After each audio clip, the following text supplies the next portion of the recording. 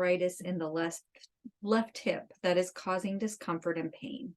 The doctor suggested cortisone shots and physical therapy for now, and maybe in several years, if needed, hip surgery. But she prefers a more natural solution. Which oils, protocols can ease the symptoms and slow the progression? So two things that I would do. One is that joint relief. I would use it in an ointment, not just neat.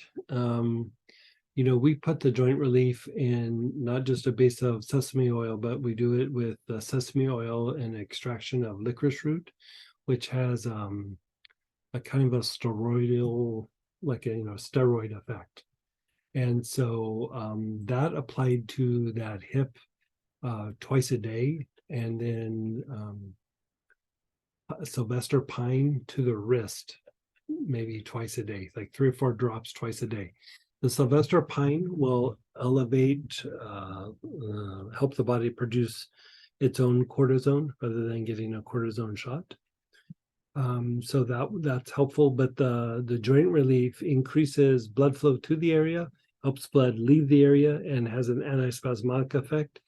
Basically, the way to slow down the degeneration of that hip is to increase blood flow into that hip socket.